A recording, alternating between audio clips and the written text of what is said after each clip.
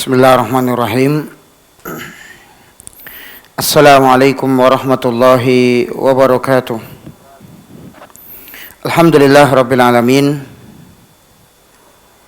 Wal aqibatu lil muttaqina wala udwana illa 'alal zalimin. Asyhadu an la ilaha illallah wahdahu la syarikalah ilahul awwalina wal akhirina wa qayyumus samawati wal ardin. Wa asyhadu anna nabiyyana Muhammadan abduhu wa rasuluhu arsalahu Allahu bil huda wa dinil haq liyudhhirahu 'ala ad-dini kullihi wa kafa billahi hasiba. Amma ba'd. Jamaah rahimani wa rahimakumullah.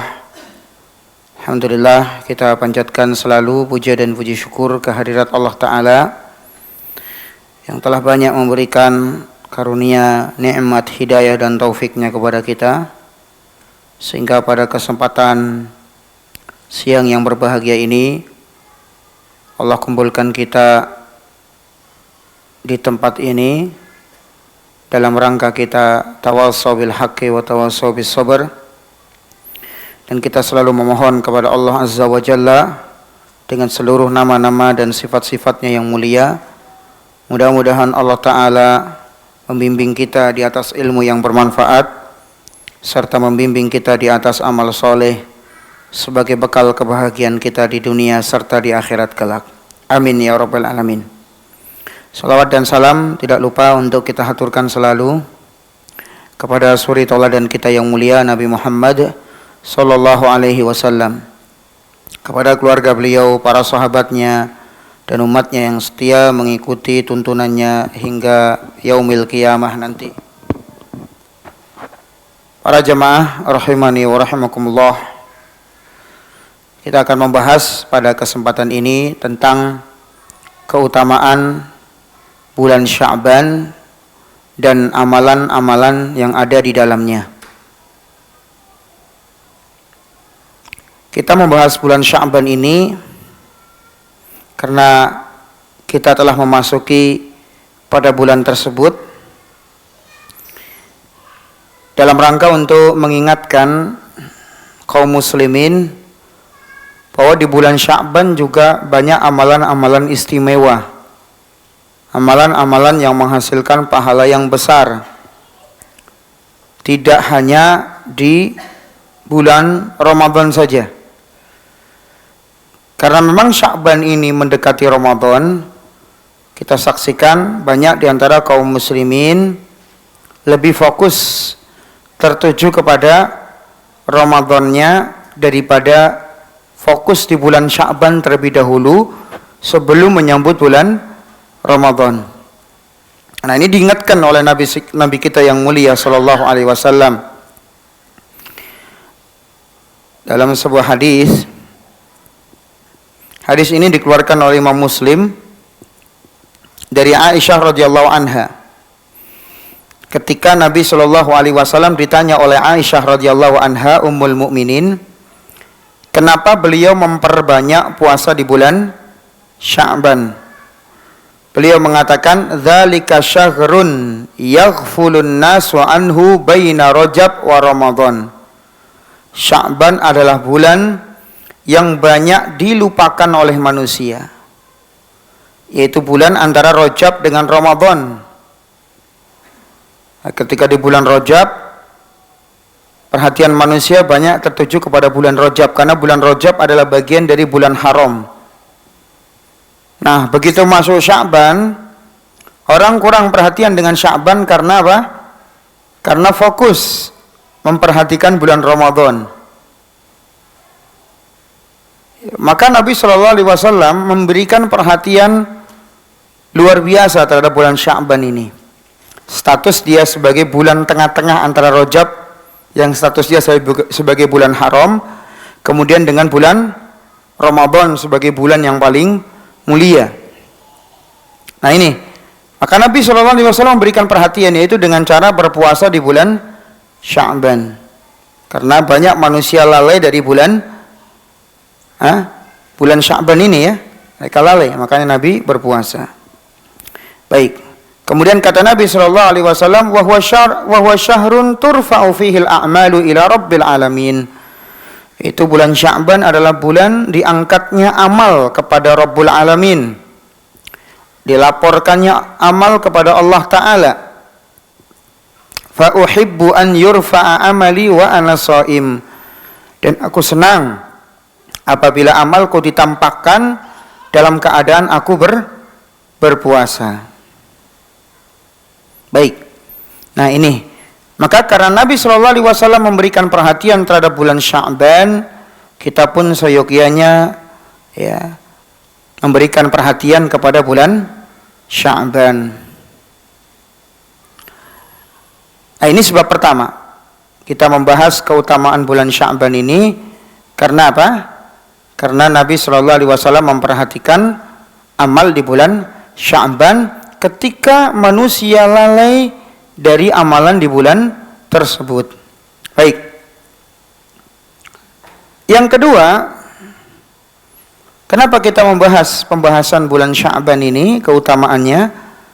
Yang kedua, karena bulan Sya'ban banyak ditinggalkan oleh manusia, banyak dilupakan oleh manusia. Tadi kita dengarkan sabda Nabi Shallallahu Alaihi Wasallam bahwa apa?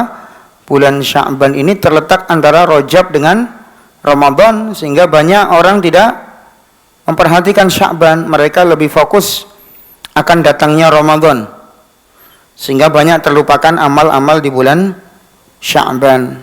Maka beramal ketika manusia itu lalai, pahalanya akan lebih apa? Lebih besar.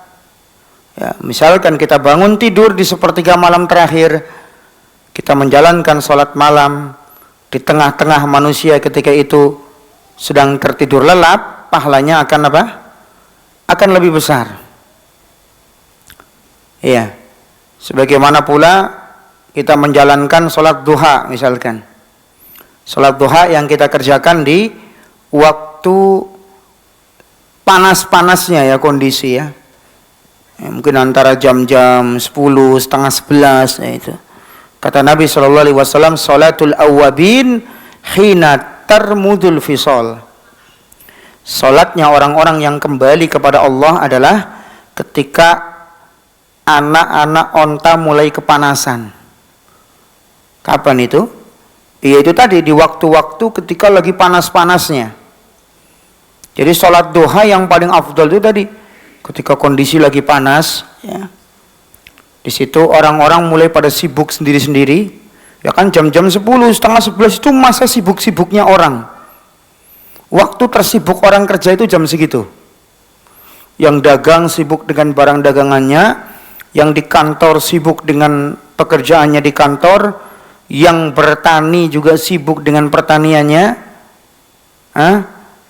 yang di pabrik ya sebagai buruh juga sibuk di pabriknya. Nah, sementara kalau orang di waktu itu bisa mengerjakan sholat duha, ini luar biasa. Kenapa? Sebab ketika itu orang-orang sedang tidak mempedulikan untuk mengerjakan sholat duha. Maka ini para jamaah sekalian, rahimani wa rahimakumullah, kenapa kita beribadah ketika waktu manusia lalai, pahalanya lebih besar. Nah, terutama di bulan Sya'ban ini banyak orang lalai apa? Ya, banyak orang lalai dari amal-amal yang ada di bulan ini. Karena kita prinsipnya sebagai seorang muslim, bulan apapun kita menjalankan ketaatan, betul. Tapi terkadang setiap bulan itu ada amal-amal khusus. Ada amal-amal istimewa. Ya, kalau bulan lalu yaitu bulan Rajab, kita menghadapi juga amal-amal istimewa dan keutamaan-keutamaan yang ada di bulan Rajab, maka demikian juga di bulan Sya'ban. Ya, kita pun mempersiapkan amal-amal yang istimewa di bulan Sya'ban ini. Iya. Karena pada prinsipnya kita sebagai seorang mukmin ini mempersiapkan diri untuk menghadapi pahala-pahala di setiap musim, setiap bulan yang kita hadapi.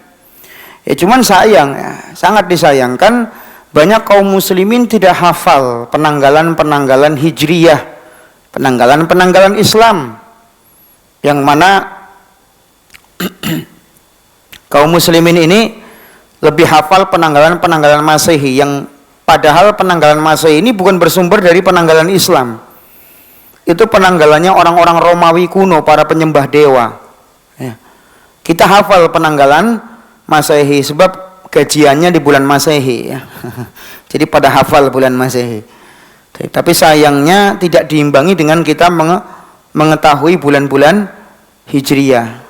Ya, mungkin kalau di HP-nya disetting penanggalan Hijriyah baru dia ngerti ya. Atau di rumah ada kalender Hijriyahnya ya, mungkin dia ngerti sekarang tanggal berapa kan gitu.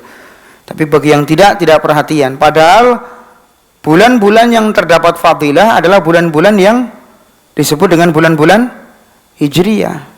Ya. Sampai diantara kita bingung ya, puasa itu tanggal berapa? Tanggal berapa ibu-ibu puasa bu? Puasa Ramadan dimulai tanggal berapa? 1 Ramadan, bukan 25 Desember ya. 1 Ramadan. Idul Fitri tanggal berapa? 1 Syawal, itu kan. Kemudian Idul Adha tanggal berapa? 10 Zulhijjah itu. Itu ya. Cuman kita kadang-kadang lebih mengkaitkannya dengan bulan-bulan Masehi gitu ya. Baik. Jadi sangat disayangkan kalau kita lihat banyak generasi-generasi muda terutama ya, kalau suruh menyebutkan bulan-bulan Hijriah ini mungkin belum tentu hafal ya, dari mulai Muharram ya, Safar, Rabiul Awal, Rabiul Tsani, Jumadal Ula, Jumadal Tsani, Rajab, Sya'ban, Ramadan, Syawal, Dzulqa'dah, Dzulhijjah. Banyak enggak hafal bulan-bulan ini. Ya. Mungkin kalau Sya'ban ngerti karena apa? Mau Ramadan ya. Atau sama Syawal nanti baru. Ya, di luar itu banyak ngerti. Atau Dzulhijjah. Karena ada Idul Adha ya. Baik. Nah ini satu hal contoh kelalaian yang ada di negeri kita ya, tidak ngertinya orang-orang di negeri kita tentang penanggalan Hijriyah. Baik. Kemudian sebab yang ketiga, kita membahas bulan Syawal ini, bulan Sya'ban ini ya, dalam rangka persiapan menuju bulan Ramadan. Jadi kita membahas pentingnya bulan Sya'ban itu dalam rangka kita persiapan menuju Ramadan. Jadi tangga pertama menuju Ramadan adalah bulan Sya'ban. Makanya Nabi SAW berpuasa di bulan Sya'ban sebagai bentuk persiapan sebelum datangnya Ramadan. Makanya Nabi SAW banyak menghabiskan bulan Sya'ban ini dengan berpuasa. Banyak menghabiskan bulan Sya'ban dengan berpuasa. Kenapa? Isti'dad, sebagai bentuk persiapan datangnya bulan Ramadan. Nah sekarang persiapan itu penting. Sebab begini para jemaah sekalian, yang namanya puasa di awal Ramadan itu terkadang kalau tubuh tidak dibiasakan puasa dulu, itu akan terasa capek, letih. Karena biasa-biasanya nggak pernah puasa, tiba-tiba puasa, biasanya kaget, perut kaget, badan kaget, lemes dan seterusnya. Di hari pertama ya banyak orang menyebut sebagai hari tidur nasional. Kenapa? Ya itu karena banyak nggak kuat menghadapi menghadapi kondisi fisik ya. Makanya Nabi mengajarkan agar puasa ini kita fit di bulan Ramadan itu sebenarnya kita perbanyak puasa di bulan Sya'ban supaya tidak kaget nanti ketika menghadapi puasa Ramadan. Dan Nabi membiasakan amal-amal di bulan Sya'ban untuk persiapan di bulan Ramadan. Baca Quran misalnya. Kalau seorang tidak membiasakan diri membaca Al-Quranul Karim ya, maka di bulan Ramadan pun berat ya, baru Ramadan langsung tiba-tiba ingin baca 3 juz dalam satu hari, berat. Karena sebelumnya belum membiasakan ya. Bisa setengah juz aja sudah hebat barangkali kalau nggak membiasakan kan. Tapi kalau sudah dibiasakan dia membaca Al-Quran, ya, ketika datang bulan Ramadan, membaca 3 juz di hari pertama itu terasa ringan. Ya, kenapa? Sudah dibiasakan di bulan Sya'ban. Gitu. Kemudian juga infak, ya, dibiasakan sedikit-sedikit di bulan Sya'ban sehingga di bulan Ramadan akan terasa lebih ringan untuk berinfak. Jadi sebenarnya bulan apa? Bulan Sya'ban ini adalah bulan untuk persiapan menuju Ramadan. Ya. Sebenarnya bukan hanya bulan Sya'ban saja, dari semenjak Rajab juga seharusnya sudah persiapan. Ya. Jadi Ramadan tinggal apa? Ramadan tinggal melanjutkan dengan enak, lancar, ya, lempeng gitu ya, enggak susah. Karena sudah dibiasakan beramal di bulan Rajab dan di bulan Sya'ban. Begitu. Baik.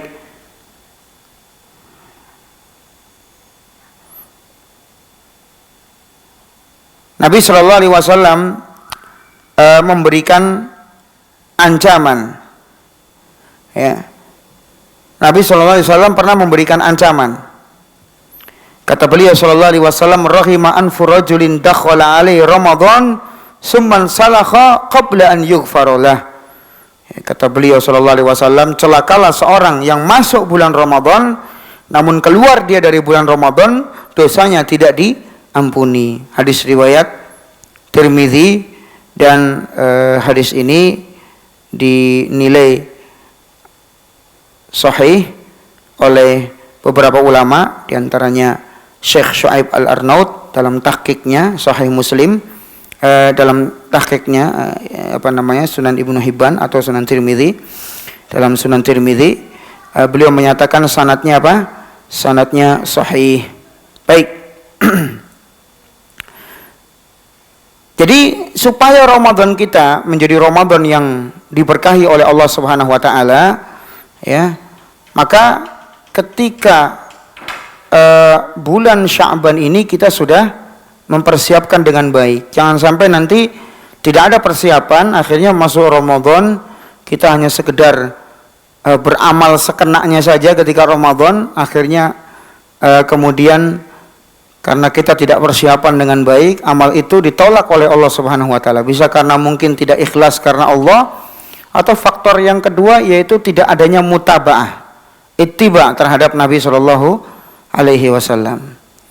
Nah, ya, selanjutnya tugas seorang mukmin di bulan Sya'ban. Apa saja tugas-tugas yang akan kita lakukan di bulan Sya'ban?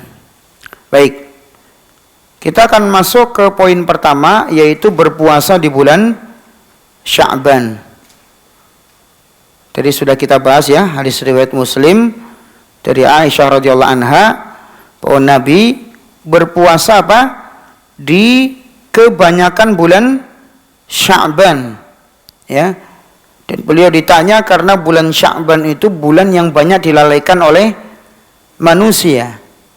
Makanya Nabi Shallallahu Alaihi Wasallam memperbanyak puasa di bulan Sya'ban, ya. Baik. Dan ingat, puasa bulan Sya'ban itu puasa yang memang penuh perjuangan, ya. Karena kita tahu bersama ya, Ramadan belum masuk masalahnya. Dan itu statusnya puasa sunnah. Biasanya orang ketika menilai itu puasa sunnah cenderung malas, ya. Hukumnya sunnah kok gitu kan. Apalagi kalau ditambah godaan syaitan. Kadang syaitan itu kalau kita mau puasa Sya'ban akan membisikkan, Ramadan belum masuk aja udah puasa, kamu sok-sokan. Syaitan itu, ya kan?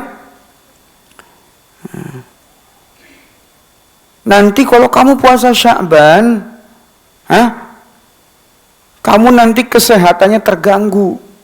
Coba kalau nanti tiba-tiba gara-gara kamu puasa Sya'ban sakit, Ramadan gak bisa puasa. Nah, itu bisikan syaitan. Jadi akhirnya seorang mau puasa Sya'ban mundur, kena tipu daya syaitan. Kalau kamu puasa di bulan Sya'ban nanti sakit, Ramadan gak bisa puasa. Nah, ini kan godaan syaitan, ya kan? Kemudian syaitan membisikkan lagi, Ramadan tinggal sebentar. Sayang puasa. Ya. Makanan-makanan masih banyak belum kamu nikmati. Nikmati dulu mumpung belum puasa. Icip-icip di sana, icip-icip di sana lagi, di kuliner sana, kuliner sana. Mumpung belum Ramadan. Puas-puasin tuh perut, ya kata syaitan. Kan gitu. Nah, akhirnya seorang malas untuk puasa di bulan Sya'ban. Padahal kita ini kalau mau beramal, tidak usah ikuti bisikan syaitan. Ya, seperti tadi kamu kalau kamu puasa Sya'ban nanti kamu bisa sakit. Kalau sakit malah akhirnya nggak bisa puasa Ramadan. Itu kan bisikan syaitan. Yang harus kita lakukan apa? Sudah Bismillah kita lakukan. Ya, tidak usah kita ikuti bisikan syaitan. Kita tawakal sama Allah Subhanahu Wa Taala. Ingat firman Allah Taala di dalam surah Az-Zumar ayat 36. Alaihissallahu bikafin abdah. Bukankah Allah semata yang akan mencukupi hamba-hambanya? Jadi sudah, pokoknya kita puasa Sya'ban lillahi ta'ala, sudah. Lillahi ta'ala. Saya puasa ini murni lillahi ta'ala, kemudian menjalankan sunnah Nabi SAW.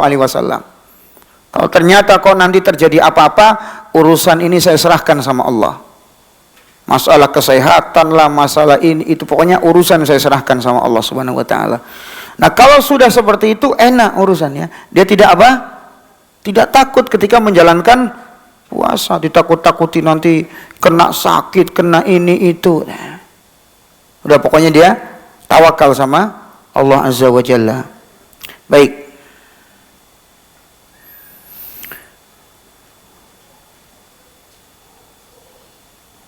Kemudian di sini ada permasalahan yang dibahas oleh para ulama. Kalau tadi kan kita bahas puasa di bulan Sya'ban. Kapan dimulai? Dia dari mulai awal bulan Sya'ban sudah kita disunahkan untuk puasa. Hari apa? Ya semampunya. Bisa setiap hari ya silahkan. Kecuali nanti hari tertentu. Yang penting apa? Ada hari-hari yang dipuasai. Ya. Bahkan Nabi SAW pernah berpuasa di seluruh Sya'ban atau di sebagian besar bulan Sya'ban. Hari apa saja silahkan, ya. Atau mau puasa Senin Kemis di bulan Sya'ban ya silahkan. Mau puasa misalkan Ayyamul Bid, ya, di hari apa? Di bulan Sya'ban ya silahkan. Mau puasa sunnah, niatnya sunnah puasa Sya'ban silahkan. Jadi niatnya silakan Anda mau niatkan itu puasa Sya'ban atau kita niatkan puasa Ayyamul Bid 3 hari setiap bulan sekaligus kita niatkan Sya'ban juga boleh. Puasa Senin Kemis sekaligus kita niatkan puasa Sya'ban juga boleh. Sebab statusnya sama-sama puasa sunnah, maka niatnya boleh digabung. Nggak usah bingung. Ya, misalkan pas hari Kamis misalnya, ya. Wah ini sekaligus puasa hari Kamis, sunnah hari Kamis, sekaligus saya niat puasa Sya'ban. Boleh? Boleh digabung niatnya. Ya. Kalau hari Jumat bagaimana Ustaz? Boleh nggak saya puasa Sya'ban di hari Jumat? Silahkan, nggak apa-apa. Yang terlarang adalah mengkhususkan hari Jumat untuk puasa. Itu yang terlarang. Tapi kalau ada hajat, keperluan, atau ada fadilah di bulan tertentu, ya nggak apa-apa kita puasa di hari Jumat. Misalkan hari Jumat di bulan Sya'ban, nggak apa-apa kita puasa. Ya, yang nggak boleh itu mengkhususkan hari Jumat untuk puasa. Nah itu. Tapi kalau pas masuk Sya'ban kita niatkan hari Jumat untuk puasa sunnah Sya'ban, nggak ada masalah. Ya, atau puasa Senin Kemis kita niatkan 2. Niat puasa Senin Kemis sekaligus kita niatkan puasa Sya'ban, kita dobelkan niatnya, ya tafadhol silahkan. Ya. Tapi kalau mengqadha puasa di bulan Sya'ban itu jangan digabung niatnya dengan puasa sunnah Sya'ban ya ibu-ibu ya. Itu tidak ada dalil bu masalah seperti itu. Sebab beda tingkatan. Mengqadha puasa Ramadan itu hukumnya apa? Wajib, sementara puasa Sya'ban itu hukumnya sunnah, maka tidak bisa digabungkan itu dua amalan itu, amalan yang wajib dengan sunnah. Jadi sudah, kalau mau niat mengqadha, terutama bagi ibu-ibu yang masih punya utang puasa, maka Sya'ban ini ayo segera dilunasi utang-utang puasanya. Ya, Aisyah radhiyallahu anha saking sibuknya melayani Rasulullah sallallahu alaihi wasallam, beliau baru bisa mengqadha puasa di bulan Sya'ban. Jadi jangan sampai menabrak Ramadan ini ya, jangan. Jadi sebelum Ramadan usahakan ini segera diselesaikan hutang puasanya ya di bulan Sya'ban ini. Jadi kalau memang mau menyelesaikan hutang puasa di bulan Sya'ban, tidak perlu digabung dengan niat puasa puasa sunnah. Dahulukan yang wajib, sebab wajib lebih lebih diutamakan dari amal sunnah ya. Baik.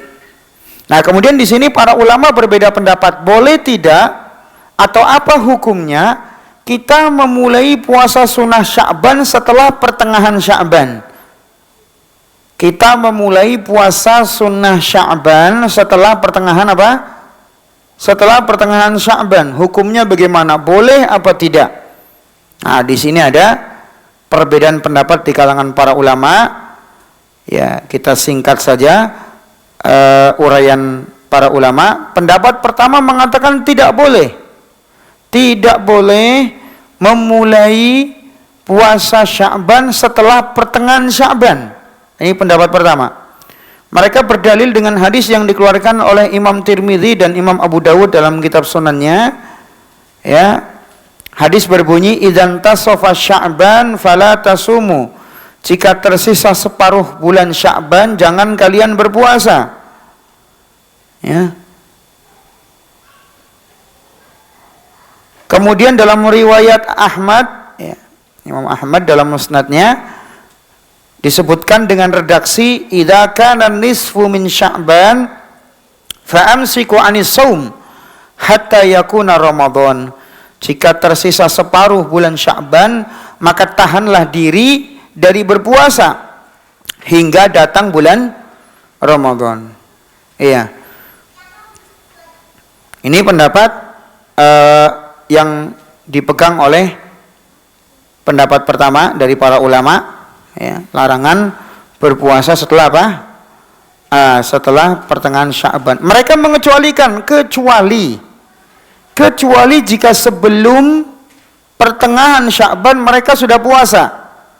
Sebab tadi kita bawakan hadis Aisyah menyatakan Nabi berpuasa di seluruh Sya'ban bahkan, atau di sebagian besar Sya'ban. Berarti otomatis Nabi setelah pertengahan Sya'ban itu masih masih puasa. Nah, ini seolah-olah kayak ada kontradiksi dengan dua hadis ini. Nah, pendapat pertama yang tidak membolehkan puasa setelah pertengahan Sya'ban mengatakan, jika sebelum pertengahan Sya'ban, saya ulangi, jika sebelum pertengahan Sya'ban mereka sudah berpuasa, maka enggak mengapa mereka berpuasa setelah pertengahan Sya'ban. Larangan ini, kata pendapat pertama, terkhusus bagi orang yang sebelum pertengahan Sya'ban tidak puasa, namun baru memulai puasa setelah pertengahan Sya'ban, itu baru enggak boleh. Pendapat berapa ini? Pertama. Bingung enggak? Bingung nggak? Yang bingung ngacung, jongkok kalau bingung, Bu. Baik, insya Allah paham ya. Baik. Pendapat kedua mengatakan tidak mengapa puasa setelah pertengahan Sya'ban. Tidak mengapa puasa setelah pertengahan Sya'ban, walaupun sebelumnya dia tidak puasa Sya'ban. Nah, ini pendapat kedua. Apa landasan pendapat kedua? Mereka mengatakan hadis yang menjadi dasar pendapat pertama itu hadis yang lemah, yaitu sabda Nabi, ketika kalian masuk pertengahan Sya'ban maka jangan puasa. Ini hadis ya, menurut pendapat kedua adalah hadis yang lemah. Banyak para ulama menjelaskan tentang kelemahan hadis tersebut, termasuk Imam Ahmad ya, berpendapat bahwa hadis tersebut adalah hadis yang lemah, dan juga para ulama yang lainnya berpendapat tentang kelemahan hadis tersebut. Berarti pendapat yang kuat adalah pendapat yang kedua, ya, yaitu pendapat yang mengatakan bahwa hadis tersebut adalah hadis yang lemah sehingga tidak bisa dijadikan sebagai sandaran. Jadi sehingga ketika seorang mau memulai puasa Sya'ban setelah pertengahan ini nggak jadi masalah. Baik, walaupun kita untuk hati-hati dalam rangka apa? Khurujan minal khilaf, keluar dari khilaf para ulama, ya tentunya kita kalau mau puasa Sya'ban kalau bisa sebelum pertengahan kita sudah puasa, itu lebih bagus lagi. Ya, itu lebih bagus lagi dalam rangka khuruj minal khilaf, keluar dari perselisihan ulama. Baik.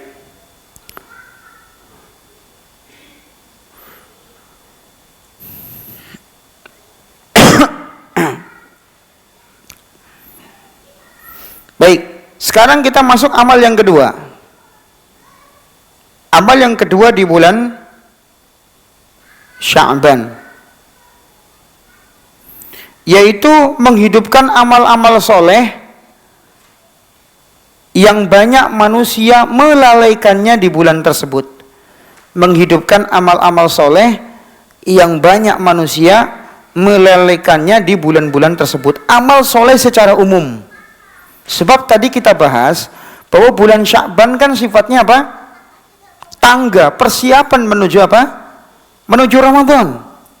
Jadi amal-amal yang di bulan-bulan tersebut banyak dilalaikan, kita usahakan untuk kita banyak mengamalkannya. Jangankan amal-amalnya ya, tadi bulan Sya'ban sendiri bulan yang manusia banyak lalai ya. Kita ingat tadi sabda Nabi SAW ketika ditanya kenapa beliau puasa di bulan Sya'ban, beliau mengatakan dzalika syahrun yaghfulun nasu anhu. Sebab di bulan Sya'ban banyak manusia apa? Lalai. Di bulan Sya'bannya saja sudah lalai, apalagi amal-amal di dalamnya. Kalau amal sholat 5 waktu sih jelas, itu wajib ya. Baik. Tapi kalau amal-amal sunnah banyak dilalaikan. Nah disitulah kesempatan kita apa? Mengamalkan amal-amal kebaikan yang banyak manusia lalai. Dan perlu diperhatikan di sini, ya, bahwa kita menghidupkan amal-amal kebaikan ketika manusia lalai itu pahalanya besar. Pahalanya besar. Ya. Kita ambil contoh misalnya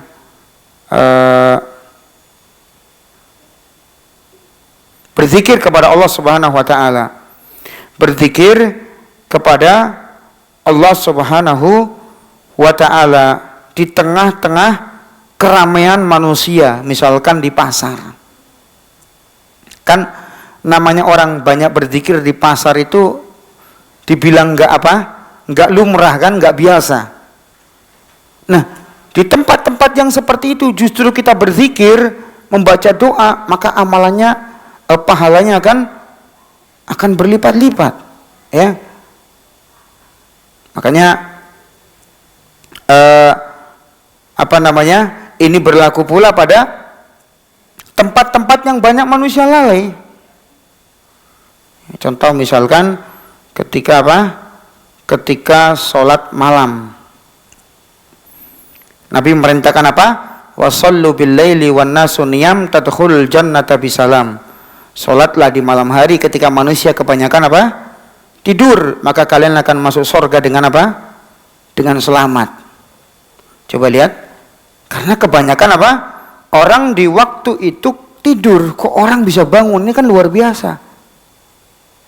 Contoh yang lain tadi, kita berikan contoh tadi zikir ya, termasuk zikir di sepertiga malam terakhir, ya, atau di pertengahan malam yang terakhir. Nabi pernah bersabda sallallahu alaihi wasallam tentang zikir di pertengahan malam yang terakhir. Kata Nabi, fa in istata'ta an takuna mimman yadhkurullaha azza wa jalla fi tilka sa'ah fakun. Jika kau mampu menjadi orang yang berzikir kepada Allah di waktu itu, maka lakukanlah. Di waktu kapan? Pertengahan malam yang terakhir. Hadis riwayat An-Nasa'i dan riwayat At-Tirmidzi. Baik, karena waktu-waktu seperti itu orang kebanyakan apa? Lalai. Kalau dia bisa berzikir kepada Allah di pertengahan malam yang terakhir itu sungguh luar biasa. Ya. Nah ini mengingatkan kita bahwa yang namanya menghidupkan amal-amal kebaikan ketika manusia lalai itu mendapatkan amalan yang mendapatkan pahala yang besar. Dan Nabi Shallallahu Alaihi Wasallam juga bersabda, ya, bahwa siapa yang mengamalkan sunnahku, man ahya sunnatan min sunnati hina tarakahun nas, ya, barang siapa yang menghidupkan sunnah dari sunnah-sunnahku ketika manusia meninggalkannya, ya, kana lahu ajr wa ajru man tabi'ahu ila yaumil qiyamah, dia akan mendapatkan pahala orang yang mengamalkannya sampai hari kiamat. Coba bayangkan, ada sunnah yang biasa ditinggalkan tapi kita hidupkan dan membuat manusia jadi ikut.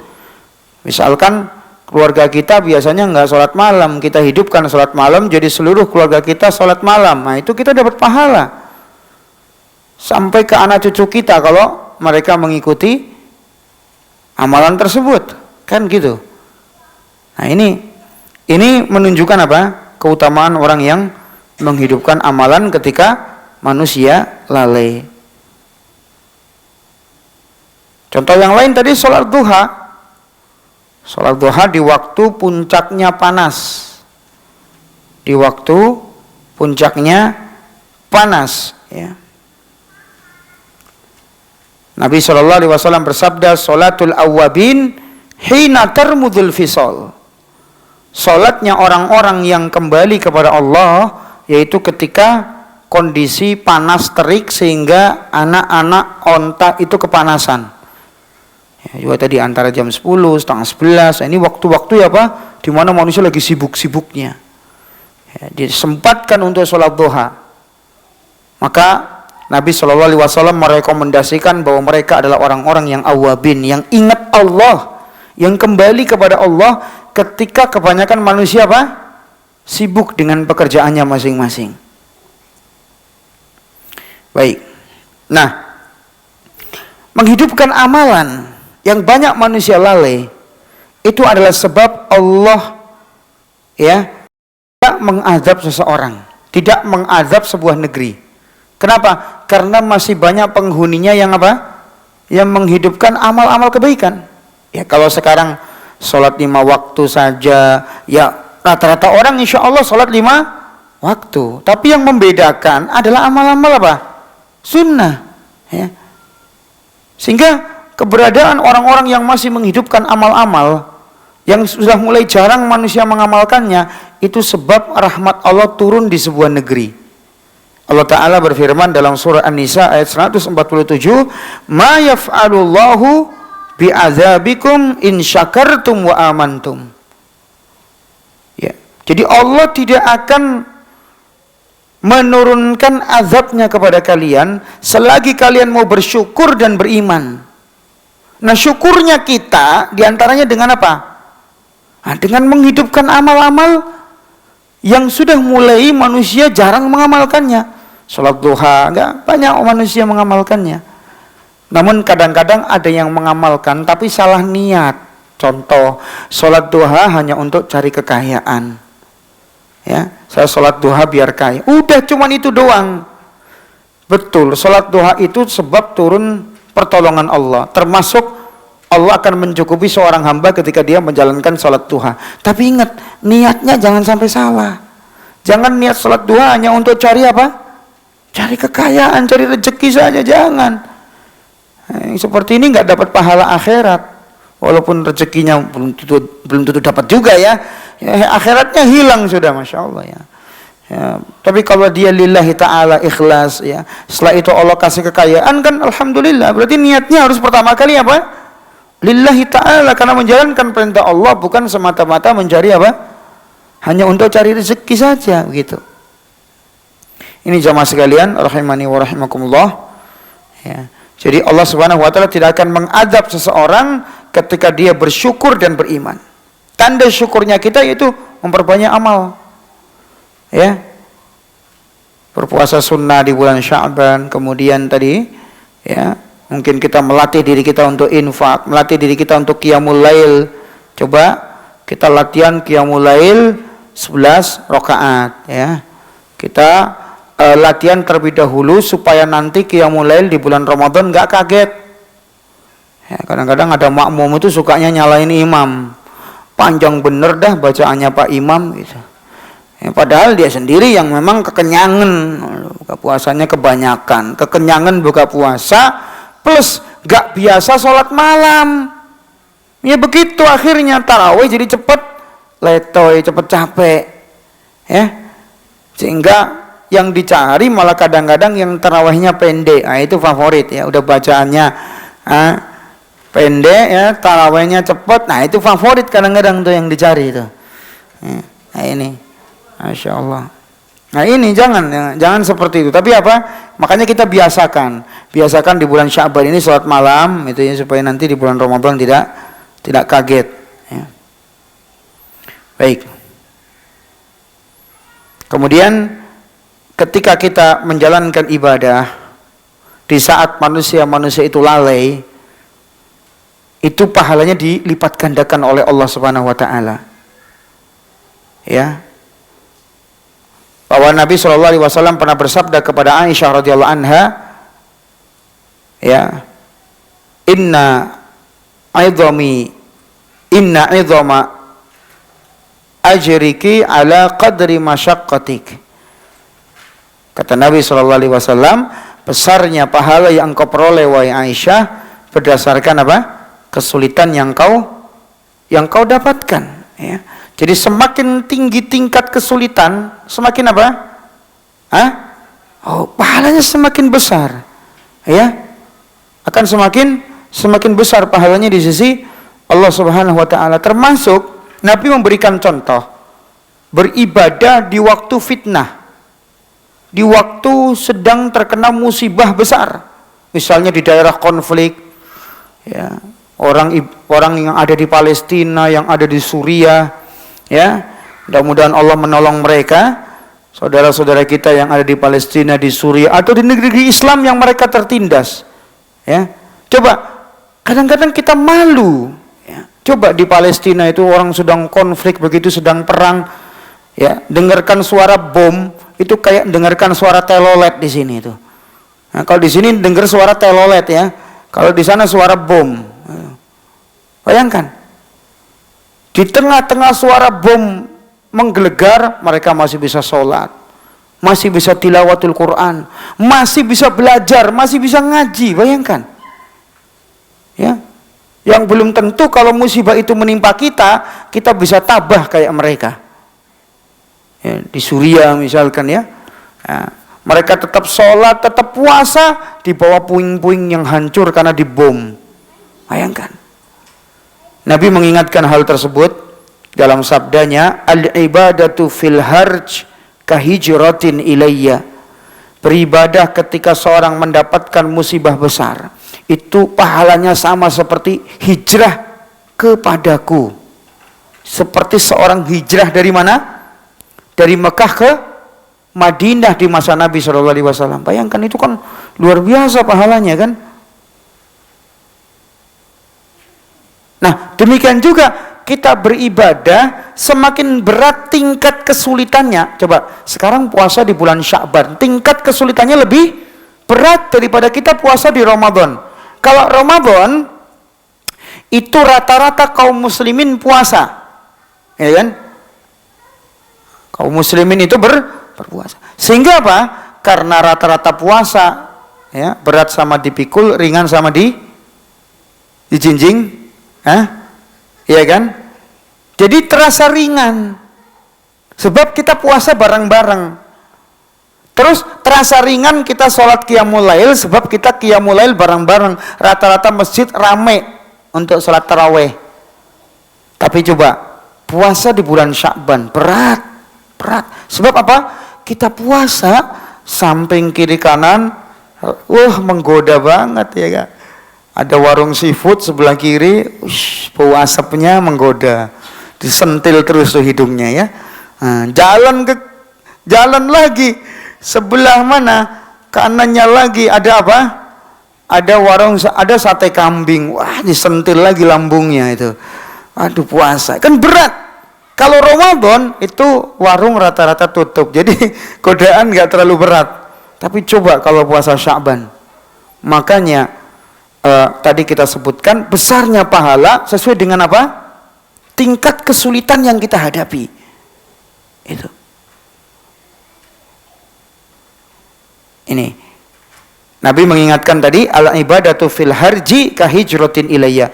Ibadah di tengah-tengah kesulitan pahalanya seperti apa? Hijrah kepadaku. Orang tetap jalan ke masjid untuk berjamaah walaupun hujan. Ya walaupun ada keringanan saya sholat di rumah, tapi tetap dia apa? Berusaha ke masjid. Ya, maka pahalanya akan lebih besar lagi. Ya. Hadir di pengajian. Jarak tempuhnya lumayan jauh ini. Ya. Tapi dia tetap tempuh lillahi ta'ala, maka pahalanya akan semakin besar. Jadi tingkat kesulitan itu mempengaruhi apa? Pahala seseorang. Ya. Makanya ada orang berumah tangga ya, kadang-kadang ujiannya banyak, cobaannya banyak, ya kan? Di tetangga sebelah kok adem ayem kayak nggak ada ujian, santai gitu ya. Bukan berarti yang adem ayem itu lebih sakinah mawaddah warahmah, belum tentu loh. Kadang-kadang yang rumah tangganya diuji itu karena Allah sayang. Semakin tinggi kemana, semakin tinggi ujiannya. Yang kadang-kadang kalau ditempuh oleh orang lain belum tentu dia mampu memikul ujian tadi, kan gitu. Jadi jangan memandang sesuatu dari satu sisi, jangan. Ya, lihat, semakin sulit semakin besar pahala. Ya, kadang ada sebagian ya suami atau istri ya merasa jenuh sudah berumah tangga. Kenapa? Ya, karena pasangan saya ini sudah membosankan ya. Saya sudah berusaha sabar, nggak bisa sabar. Padahal semakin tinggi tingkat kesulitan berumah tangga, tapi mereka berusaha menghadapi, semakin besar apa? Pahalanya. Ya, semakin besar pahalanya. Seperti tadi Nabi memberikan contoh ibadah ketika dalam kondisi sulit, pahalanya seperti apa? Hijrah kepadaku. Termasuk kita mengamalkan kebaikan di bulan Sya'ban yang tingkat kesulitannya akan lebih tinggi daripada di bulan Ramadan, yang memang Ramadan ini sudah terbentuk menjadi sebuah bulan yang memang banyak ketaatan. Baik.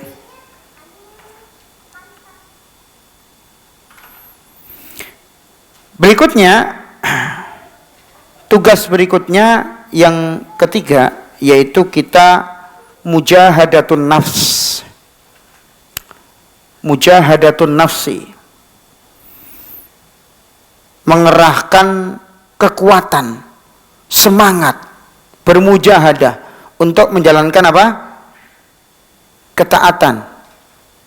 Terutama amal-amal yang sunnah. Allah Ta'ala berfirman dalam surah Al-Ankabut ayat 69, walladzina jahadu fina lanahdiyannahum subulana wa innallaha lama'al muhsinin. Dan orang-orang yang berjihad, bermujahadah di jalan kami akan tunjuki jalan-jalan kebaikan untuk mereka. Dan Allah bersama orang-orang yang muhsin, yang berbuat baik. Surah Al-Ankabut ayat 69. 69 ya. Baik. Ini keutamaan mujahadah. Orang yang bermujahadah, bersungguh-sungguh untuk mengerahkan kemampuan dalam menjalankan ketaatan, itu apa? Akan ditunjukkan oleh Allah jalan-jalan kebaikan. Artinya, Allah Subhanahu wa Ta'ala akan perbesar pahala buat mereka. Allah akan perbanyak berkah buat mereka, sebab mereka bermujahadah ketika kebanyakan orang lalai. Bermujahadahnya ya tadi dengan memperbanyak amalan sunnah. Kadang-kadang kita ini suka meremehkan ya amalan sunnah ini. Amal sunnah aja kok nggak dosa. Ya betul nggak dosa memang. Amal yang sifatnya sunnah mustahab atau mandub ya, itu memang kalau meninggalkan tidak dosa, betul. Tapi kan kalau dikerjakan dapat pahala. Masa sih giliran urusan akhirat masalah pahala kok kita pelit ya? Kok kita nggak sungguh-sungguh? Ya. Coba kalau ada pembagian apa? Masya Allah, ada pembagian sembako, ya, bagian sembako dalam jumlah yang banyak. ada pembagian undian motor ya, itu Masya Allah. Orang pada rame-rame itu kan dapat undian, belum tentu dapat ya Kak, tapi sungguh-sungguh. Masalah dunia sungguh-sungguh ya, ngelamar kerja itu antrinya Masya Allah, setiap pabrik itu hampir antrinya luar biasa, orang pada ngelamar kerja. Itu dilakukan walaupun kepanasan, dan itu juga belum tentu mereka diterima kerja. Tapi loh, kenapa kamu belum tentu diterima kerja kok mau antri-antrian gitu? Ya namanya juga usaha bro, kan gitu. Loh, kenapa itu tidak dipraktekkan dalam urusan akhirat? Kita mengamalkan sunnah itu dalam rangka apa? Pahala akhirat. Kita menginginkan balasan dari Allah Subhanahu wa taala. Ya kan, kalau pekerjaan yang belum jelas kita dapat saja kita kejar, masa pahala yang sudah jelas di hadapan kita tidak kita usahakan. Ya kan, sangat disayangkan sekali yang seperti itu. Ya. Padahal dalam hadis qudsi Allah Ta'ala berfirman tentang pahala orang-orang yang menghidupkan amalan sunnah dalam riwayat Bukhari. Ya, dalam hadis qudsi Allah berfirman, "Wa ma taqarraba ilayya 'abdi bi syai'in ahabba ilayya mimma aftaradtu 'alaihi." Dan tidaklah hambaku mendekatkan diri kepadaku dengan suatu perkara yang lebih aku cintai daripada perkara yang aku wajibkan. Berarti kalau mau beramal, prioritaskan yang apa? Yang wajib-wajib dulu. Wa ma yazalu 'abdi yataqarrabu ilayya bin nawafil hatta uhibbah. Dan hambaku senantiasa mendekatkan diri kepadaku dengan amal-amal nafilah sampai aku mencintainya. Fa idza ahbabtuhu kuntu sam'ahu alladhi yasma'u bihi wa basarahu alladhi yubsiru bihi wa yadahu allati yubtishu biha wa rijlahu allati yamshi biha.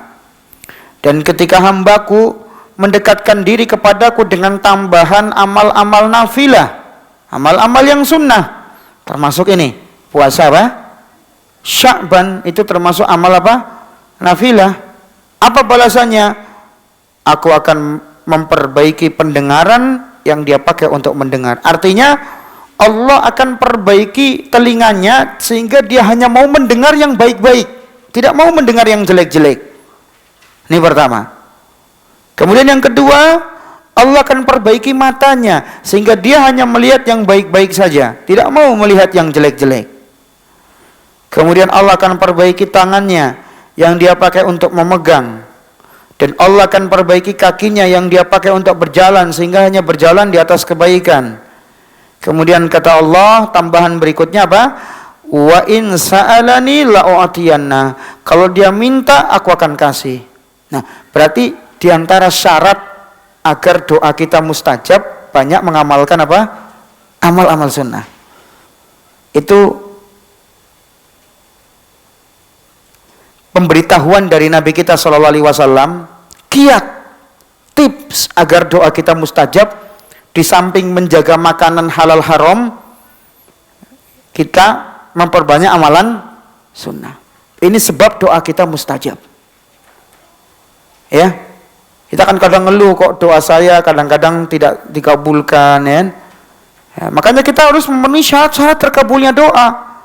Di antara supaya doa kita ini cepat mustajab di hadapan Allah, ya, apa di antaranya? Yaitu kita memperbanyak amalan sunnah. Kemudian kata Allah Ta'ala, wala inista'adani la'u'idanna. Kalau hambaku tadi meminta perlindungan kepadaku, aku akan tolong. Nah, syarat supaya kita dilindungi oleh Allah dalam kondisi sulit, yaitu kita memperbanyak amalan sunnah. Ketika kita dalam kondisi sulit, kita akan apa? Dilindungi oleh Allah Ta'ala. Ya. Baik. Jadi kita harus bermujahadah. Berusaha kita sungguh-sungguh di bulan Sya'ban, ya, untuk mengamalkan amal-amal yang sunnah agar kita mendapatkan pahala yang luar biasa. Tadi kita sebutkan, ya, di antara pahala mengamalkan sunnah apa? Diperbaiki pendengaran, diperbaiki penglihatan, diperbaiki tangan, diperbaiki kaki kita supaya tidak memegang atau melangkah kecuali yang baik-baik saja. Ya. doanya dikabulkan oleh Allah Subhanahu wa taala. Kalau kita kesulitan akan ditolong oleh Allah Subhanahu wa taala. Ini barokah kita mengamalkan sunnah. Contoh yang lain, barokah mengamalkan sunnah atau mustahab, amal-amal yang sunnah, itu apa? Di antaranya akan dekat posisinya di surga bersama Nabi Shallallahu alaihi wasallam. Gitu. Siapa yang tentunya enggak mau ya dekat dengan Nabi di surga, masuk surga sudah nikmat luar biasa, ditambah lagi dekat dengan Nabi di surga.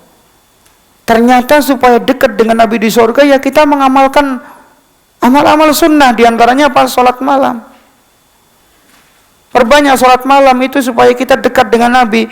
Pernah ada seorang pemuda, siapa namanya? Namanya Rabi'ah bin Ka'ab. Rabi'ah bin Ka'ab itu anak muda yang hidup di zaman Nabi SAW. Suatu ketika Rabi'ah membantu Nabi SAW untuk mengambilkan air wudhu yang dipakai wudhu oleh Nabi SAW. Melihat semangat anak muda ini, Nabi mengatakan ya kepada Rabi'ah, "Sal, wahai Rabi'ah, kamu mau minta apa? Ngomong sama aku." Ya. Coba. Nabi sudah ngomong gitu ya. Biasanya kalau anak muda minta apa ibu-ibu? Oh, Nabi cariin dong lah jodoh buat saya yang cocok.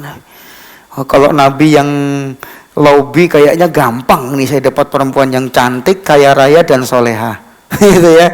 Anak muda begitu biasanya. Ya. Atau wahai Nabi tolong carikan saya pekerjaan yang layak lah, yang gajinya gede.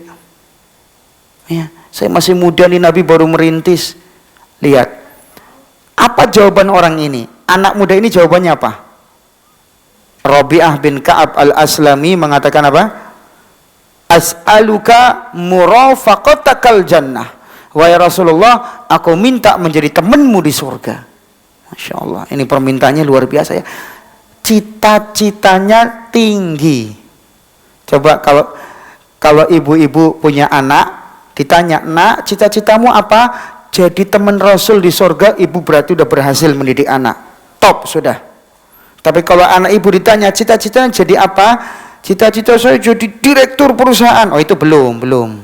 Berarti ini yang ngajari biasanya orang tuanya tuh. Saya jadi, ya bukan berarti nggak boleh. Boleh-boleh saja. Tapi kalau itu cita-cita utama, berarti belum berhasil kita mendidik anak. Kalau baru sebatas itu, sebatas dunia kita berhasil mendidik anak. Ya. Dan itu rata-rata anak-anak kita seperti itu. Coba deh, bukan anak-anak ya, yang remaja-remaja. Coba remaja Indonesia disurvei. Cita-cita kamu apa? Keinginan kamu apa? Kamu mau minta apa kalau seandainya permintaanmu dikabulkan oleh presiden? Macam-macam. Ada yang pingin jodoh, pingin kaya, pingin pekerjaan yang mapan. Ya, lihat anak muda ini, Rabi'ah bin Ka'ab, minta apa? Minta jadi teman Nabi di surga. Ini cita-cita tinggi, ya, dan menunjukkan bahwa pemuda ini apa? Seleranya tinggi, bukan rendahan. Kalau cita-cita apa? Cita-cita cuma saya dapat pekerjaan yang layak. Ini rendahan seleranya, belum selera tinggi nih. Kalau sudah orang apa? Cita-citanya jadi teman Rasul di surga, benar-benar seleranya tinggi. Iya. Maka Nabi bertanya kepada Rabi'ah, "Awa khairu dzalik?" Wahai Rabi'ah, ada nggak permintaan lain selain itu? Barangkali kamu minta apa gitu loh, minta pekerjaan atau minta yang gajinya layak atau minta jadi cariin jodoh ya. Apa nggak ada permintaan lain? Maka apa kata Rabi'ah? Huwa dzak, itu saja permintaanku wahai Nabi. Insyaallah ya. Maka apa kata Nabi? Fa'inni ala nafsika bikasrati sujud. Bantulah aku untuk mewujudkan cita-citamu dengan kau perbanyak sujud. Maksudnya perbanyak sholat sunnah. Mau bu jadi teman Nabi di surga? Perbanyak sholat sunnah. Ya, ini kuncinya. Maka mengamalkan sunnah ini barokahnya banyak. Jangan pernah ketika kita terhadap, wah ini amal cuma sunnah. Justru amal sunnah inilah yang menyebabkan tingginya seorang derajat ya dibandingkan orang hanya mengamalkan yang wajib-wajib saja. Walaupun kalau mengamalkan yang wajib-wajib saja dan meninggalkan yang haram, ini sudah cukup, betul sudah cukup. Tapi kalau seorang ditambah lagi dengan amal-amal sunnah, derajatnya semakin tinggi, ya, akan menyebabkan derajat seorang semakin tinggi. Lihat ini, menjadi teman Rasul di sorga, diantaranya apa?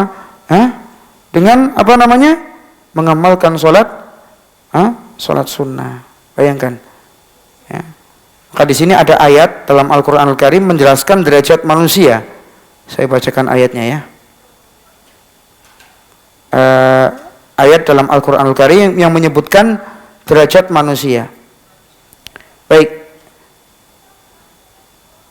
di dalam surah Fatir ayat ke-32 Allah berfirman, summa aurasnal kitabal ladzina astafaina min ibadina. Kemudian kami wariskan Al-Quran ini kepada hamba-hamba yang kami pilih. Faminhum zalimun li nafsih. Di antara hamba-hamba itu ada yang menzalimi dirinya sendiri.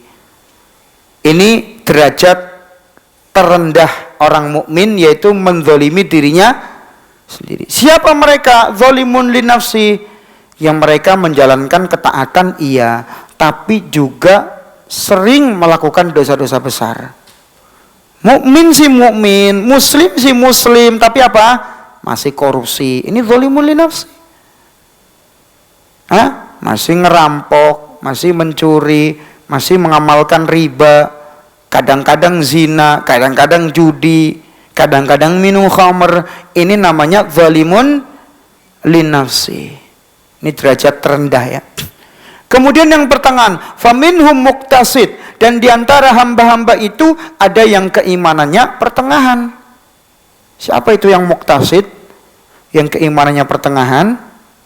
Yaitu orang-orang yang mengamalkan yang wajib-wajib saja, ya, dan meninggalkan yang haram-haram saja. Tidak perhatian dengan amalan sunnah dan masih sering melakukan yang makruh. Ini muqtasid, yang pertengahan. Ya selamatlah, bagus. Dia masih menjalankan yang wajib-wajib, lebih bagus daripada yang zalimun li nafsi. Tapi lebih bagus lagi, yang paling tinggi, wa minhum sabiqun bil khairati biiznillah. Mereka adalah orang-orang yang sabiqun bil khairat, berlomba-lomba di atas kebaikan dengan izin Allah. Siapa mereka yang sabiqun bil khairat? Ya, sabiqun bil khairat, mereka adalah orang-orang yang mengamalkan yang wajib-wajib, yang sunnah-sunnah juga diamalkan. Meninggalkan yang haram, juga meninggalkan makruh, juga bahkan meninggalkan yang mubah kalau dikhawatirkan menjadi sarana menuju keharaman. Itu sabiqun bil khairat, yang derajatnya paling tinggi. Ini Masya Allah, ya, luar biasa. Jadi jangan pernah meremehkan amal-amal yang sifatnya sunnah.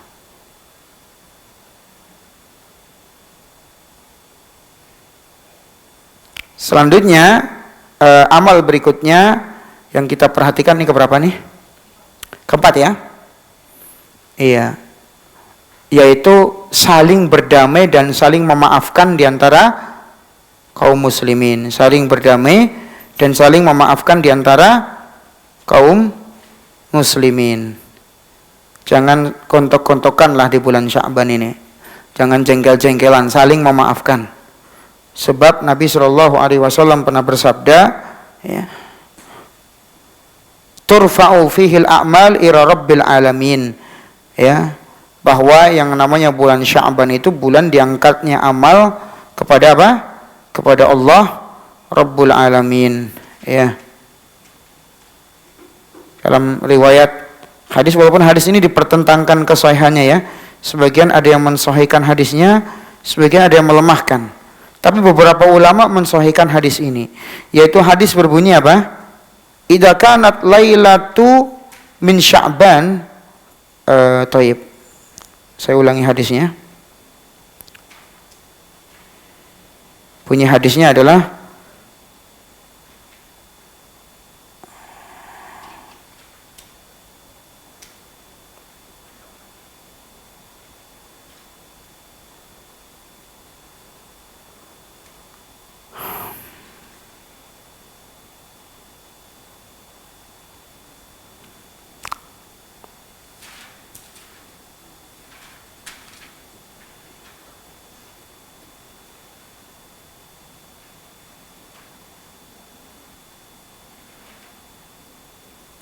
Baik, saya carikan lafaz hadisnya.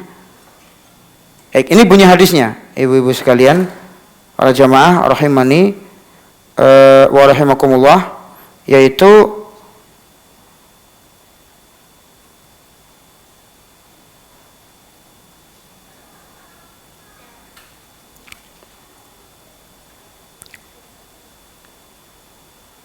hadis secara khusus ya.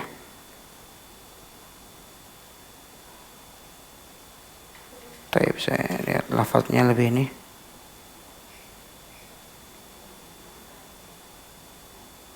Taib.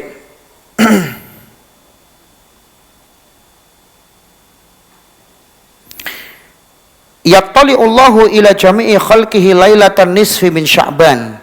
Fayaghfiru li jami'i khalqihi illa li musyrikin aw musyahin. Yang dibawakan oleh sahabat Mu'adz bin Jabal. Dan hadis ini dikeluarkan oleh Ibnu Hibban, At-Tabarani, ya, dan juga yang lain-lainnya. Artinya Allah Subhanahu wa taala ya, akan mendatangi seluruh makhluknya pada malam nisfu Sya'ban. Ya.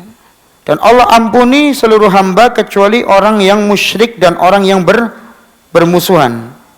Dalam riwayat lain disebutkan, ini riwayatnya banyak para ulama mendhaifkan, tapi ada riwayat lain, sebagian ulama ada yang mensahihkannya, seperti riwayat dari Abdullah bin Amr radhiyallahu anhuma, yattali'ullahu azza wa jalla ila khalqihi lailatan nisfi min Sya'ban fayaghfiru li ibadihi illa itsnain musyakhin wa qatil nafsin. Ya, Allah azza wa jalla ya akan turun di pertengahan malam. Akan turun di pertengahan malam dari bulan Sya'ban. Dan Allah mengampuni seluruh hamba-hambanya kecuali dua, orang yang berseteru dan orang yang membunuh. Ini. Taib. Jadi kita harus berhati-hati jemaah sekalian masalah bulan Sya'ban ini. Jadi jangan sampai kita masih punya seteru, karena di bulan Sya'ban ini apa? Diangkat amal.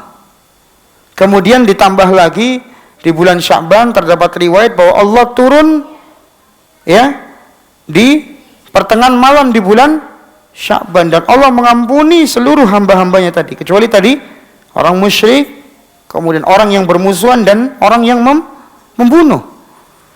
Itu dikecualikan, bayangkan. Berarti jangan sampai kita punya permusuhan dengan saudara kita. Usahakan kita sudah meminta maaf kalau memang ada kesalahan. Kalau nggak ada kesalahan ya nggak usah.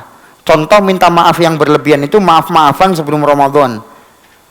Ya, semua orang kita WA, semua grup kita sampaikan, itu nggak perlu itu. Ini berlebihan yang seperti itu. Ya kita cukup minta maaf kepada orang yang memang dirasa kita punya salah sama dia. Itu saja, nggak perlu semuanya. Ya di grup kadang-kadang kita kenal juga nggak sama orang minta maaf. Ini berlebihan yang seperti itu. Ya, jadi cukup meminta maaf kepada orang-orang yang memang dirasa kita punya kesalahan terhadap dia. Ya.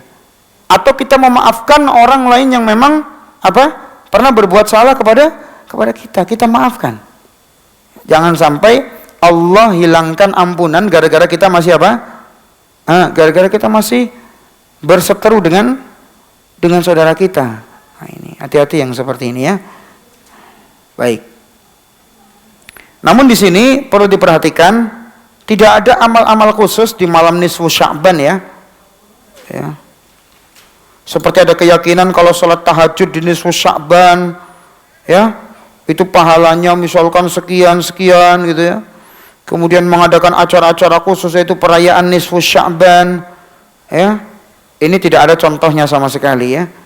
Ya, artinya tidak dicontohkan oleh Nabi sallallahu alaihi wasallam. Ini amalan yang tidak syar'i. Ya. Cukup kita mengamalkan amal-amal yang memang ada sunnahnya ya. Kita memang melihat ada hadis tadi tentang keutamaan nisfu Sya'ban, tapi tidak lantas kita mengamalkan amal-amal khusus di nisfu Sya'ban. Ini tidak ada sama sekali contohnya dari Nabi kita yang mulia sallallahu alaihi wasallam. Jadi kalau mau salat malam seperti biasa, tidak ada keutamaan khusus. Ada sebagian orang misalkan mengerjakan salat 1000 rakaat ya. Kemudian membaca Ikhlas, salat Al-Ikhlas 1000 kali gitu ya. Dikhususkan, ini sama sekali tidak ada contohnya. Memang tidak ada hadis riwayat sahih sebagaimana dijelaskan oleh Imam Ibnu Rajab tentang masalah amal-amal khusus di malam nisfu Sya'ban. Sebagian ada yang ngumpul-ngumpul makan-makan, ya. Baik, ini sama sekali tidak ada contohnya. Taib. Jadi intinya para ulama kita benar-benar memanfaatkan bulan Sya'ban, ya, sebagai bulan yang sifatnya adalah tangga untuk melewati bulan Ramadan, persiapan yang baik. Ada seorang salaf kita yang bernama Abu Bakar Al-Balkhi pernah mengatakan, Syahrul Rajab syahrul zara. Ya, bulan Rajab adalah bulan menanam. Wa syahrul Sya'ban syahrul saqiyin. Bulan Sya'ban adalah bulan untuk menyiram tanaman, ya. Wa syahrul Ramadan syahrul hisadiz zara. Dan bulan Ramadan adalah bulan menunai hasil. Jadi justru Ramadan ini tinggal kita apa? Enak mengamalkan karena sudah persiapan sebelumnya. Nah, jadi seperti itu jamaah sekalian, rahimani wa rahimakumullah. Baik. Kemudian yang perlu diperhatikan di sini, segera kita minta dihalalkan, ya, kepada saudara kita yang memang kita bersalah. Segera kita minta maaf supaya apa? Ramadan kita bersih dari apa? Dari dosa-dosa. Namun jangan hulu seperti perbuatan tadi, ya. Ada SMS khusus, WA khusus, saya minta maaf ke semua orang, bahkan yang nggak kenal pun dimaafi. Ini nggak perlu berlebihan yang seperti itu. Cukup kepada orang-orang yang memang dirasa kita pernah berbuat salah, baru kita apa? Minta maaf. Wallahu taala a'lam bissawab. Ini yang mungkin bisa kita bahas pada kesempatan kali ini. Barangkali mungkin ada yang mau ditanyakan, saya persiapkan. Silakan dipersilahkan.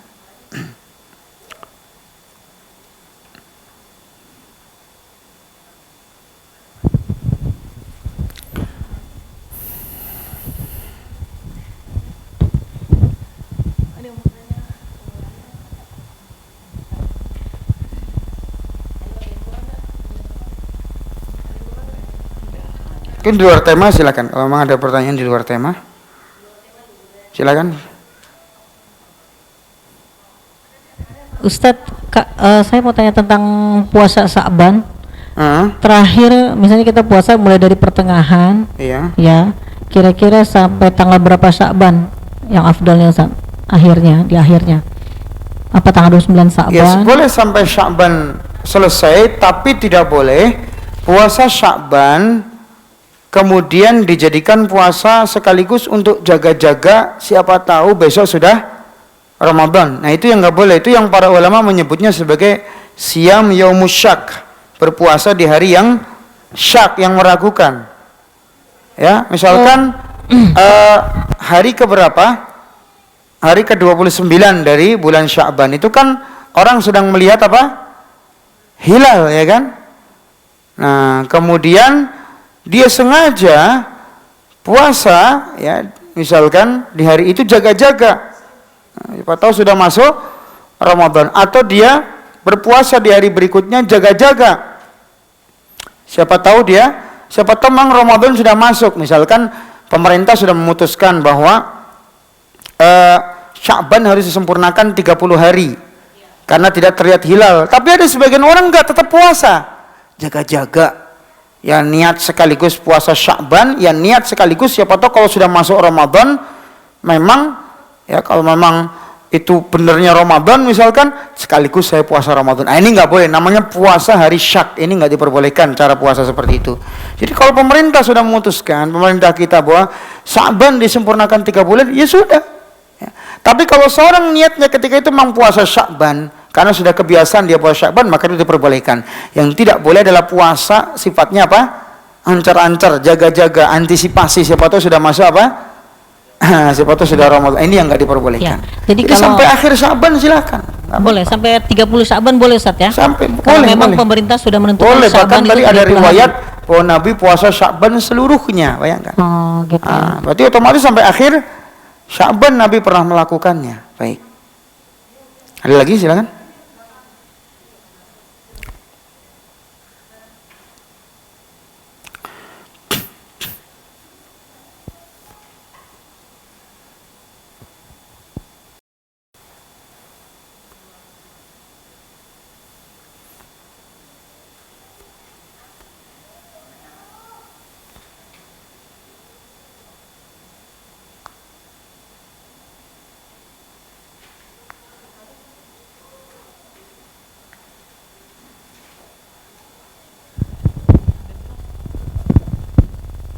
Ustadz, ini ada pertanyaan di luar tema.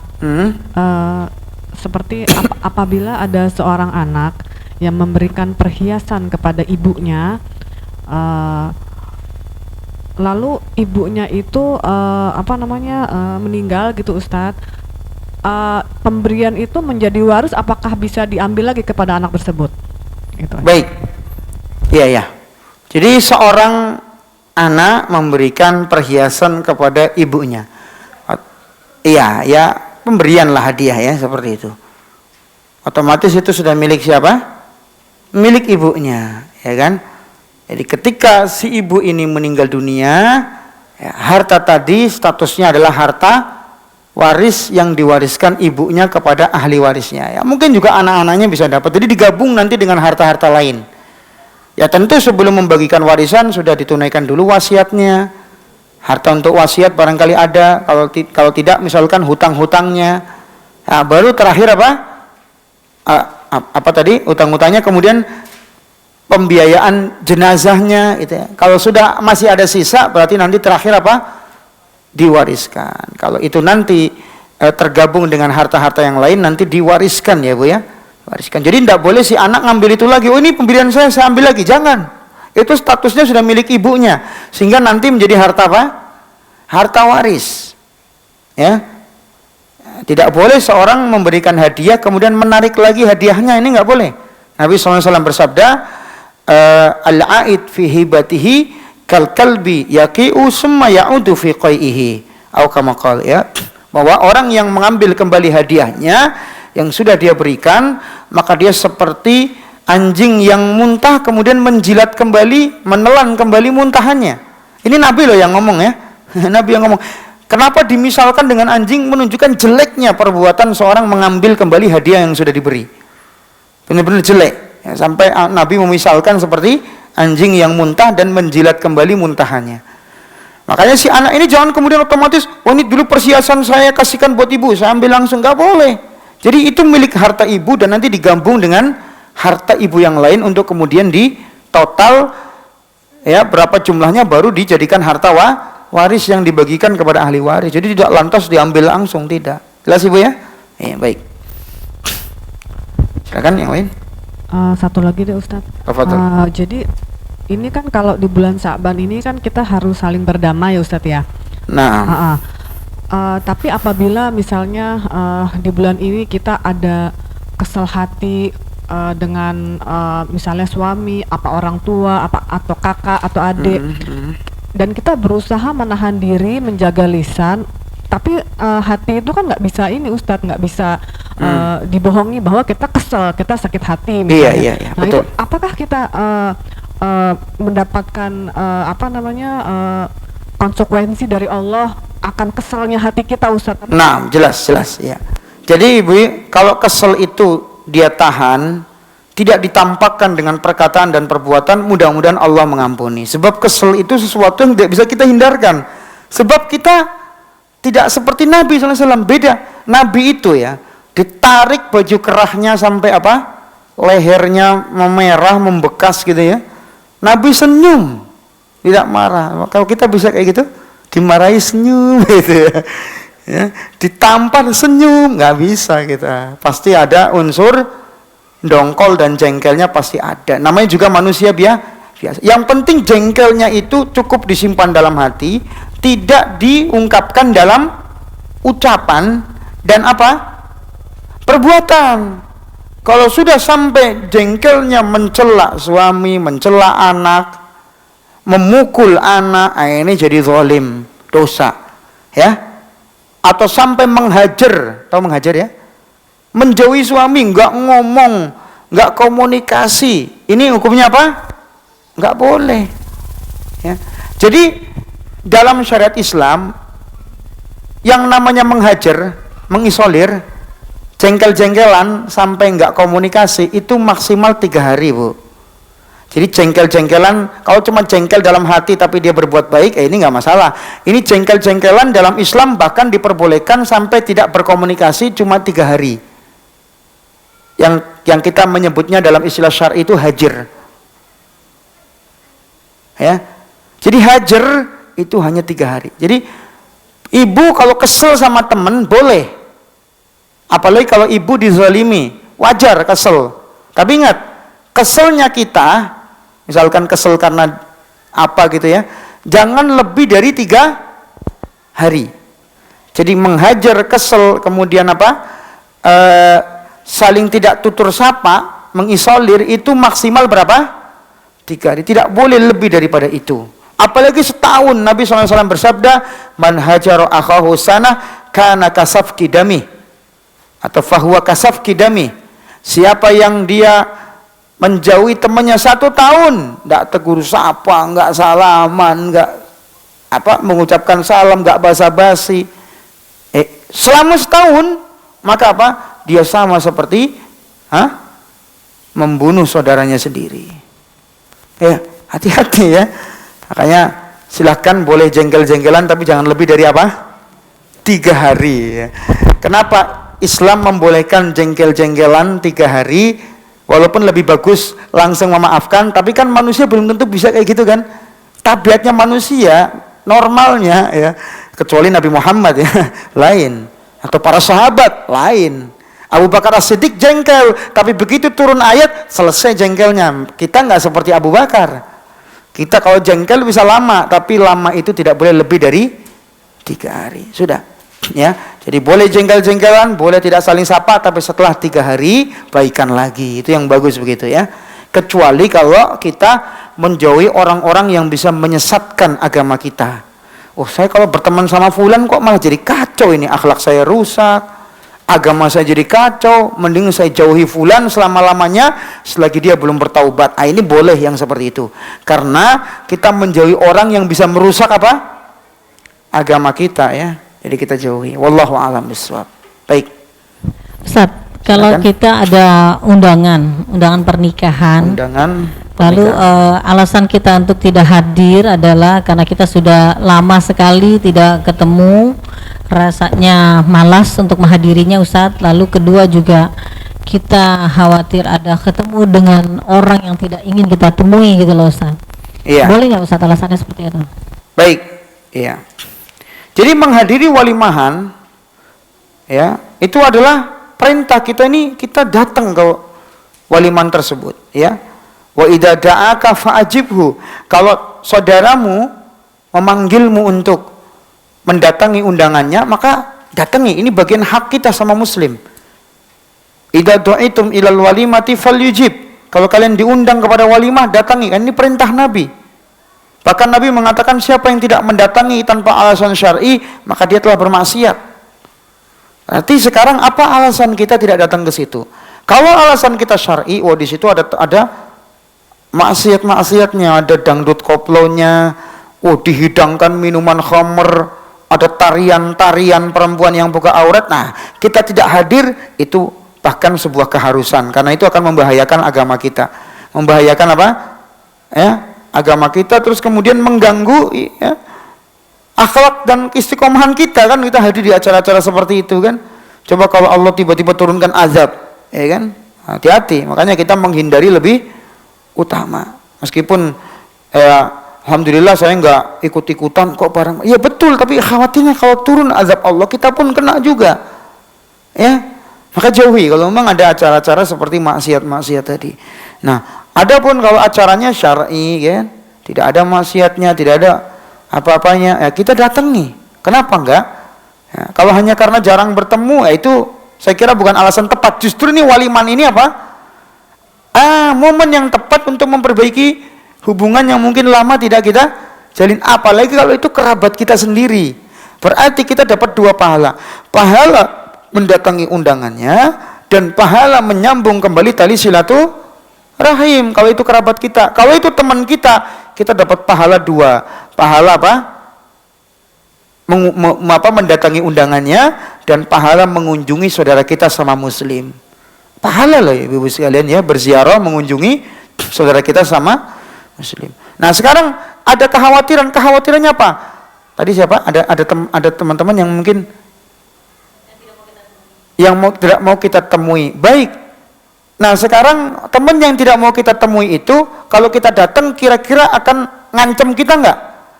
Wah, kalau kita datang ke situ, Ustaz, dia benar-benar saya diancam ini. Kalau datang ini disuguhi golok, aduh ini bahaya. Berarti kita jangan datang. Kalau datang kita nekat namanya cari penyakit. Berarti kita nggak usah datang. Tapi kalau itu hanya sekedar kekhawatiran, wah jangan-jangan nanti kalau saya datangi dia malah, itu kan sifatnya baru prasangka. Hanya kekhawatiran biasa. Ya kita datang ke walimahan, ya kita berusaha salami. Kalau tidak mau dia disalami, Ustadz saya mengucapkan salam malah dia lari, sudah insya Allah salamnya sudah dijawab sama malaikat. Ya, kita sudah dapat pahala karena kita ingin islah, mendamaikan. Bu, jadi kita lihat pahala mendamaikan itu besar loh. Ya, Nabi mengkhabarkan, ala ukhbirukum bima huwa afdol min darajatis siyam was shalah was shadaqah islahu dzatil bain. Nabi mengkhabarkan, maukah aku kasih tahu kalian tentang sebuah amalan yang pahalanya lebih besar daripada puasa sunnah, daripada sholat sunnah dan sedekah sunnah. Apa kata Nabi? Islahu dzatil bain, berdamai, mendamaikan diantara saudara kalian. Udah begini aja Bu, pokoknya bismillah. Saya mendatangi undangan teman saya. Ya. Baik, yang kedua, sekaligus saya ingin islah, ingin damai dengan orang-orang yang dulu apa? Gak suka sama saya. Kalau ternyata kita sudah berusaha damai, kok dia cuek bebek, ya sudah, kita yang penting sudah punya usaha dan kita sudah diganjar, dikasih pahala oleh Allah. Lihat Bu, pahalanya lebih utama dari apa? Puasa sunnah, sholat sunnah dan sedekah sunnah. Yaitu apa? Mengislah, mendamaikan. Ya, memang kadang-kadang Bu, tidak akan terwujud kedamaian kalau kita nggak ngalah. Kalau kita nggak ngalah, Ustadz dia yang salah, iya ya betul. Tapi kalau kita yang ngalah, kita dapat pahala. Iya, ini mendamaikan ini luar biasa. Coba lihat, kita ingat sepanjang sejarah, ibu-ibu mungkin kenal apa? Seorang sahabat yang dia cucunya Rasulullah SAW. Bapaknya Ali bin Abi Thalib, kemudian ibunya dia siapa? Fatimah. Siapa? Al-Hasan bin Ali. Rela menyerahkan kekhilafahan kepada siapa? Sahabat Muawiyah. Bayangkan. Demi apa? Terjadinya perdamaian. Bayangkan. Mengalah. Padahal yang lebih berhak untuk jadi khalifah ya jelas Al-Hasan bin Ali. Tapi beliau rela mengalah demi terjadi apa? Persatuan. Nah ini yang kita jaga, persatuan itu harganya mahal. Ya, sementara perpecahan di antara kaum muslim itu sebab kaum muslimin menjadi apa? Hina. Nabi mengatakan wa fasadu dzatil bain hiyal haliqah. Rusaknya hubungan di antara kalian wahai kaum muslimin itu apa? Akan menyebabkan rontoknya kekuatan kalian. Hancurnya kekuatan kalian. Termasuk tadi ya masalah remeh ya, nggak mau saling sapa lagi, nggak mau apa saling tegur lagi. Pokoknya udah kita berusaha saja, niat kita mendatangi walimahan. Kalau kita ketemu teman kita tadi yang tidak suka dengan kita, coba kita salam dulu, ya. Coba kita salaman. Kalau tetap nggak mau, ya sudah. Insya Allah kita sudah dapat pahala karena kita berusaha berdamai atau mendamaikan saudara kita. Wallahu taala alam bisa. Yang penting di walimahan itu nggak ada acara-acara apa? Nggak ada acara maksiat. Baik.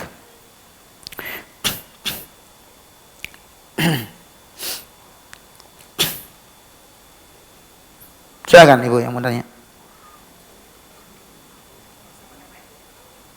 Ada mic-nya mungkin lebih jelas. Nah itu.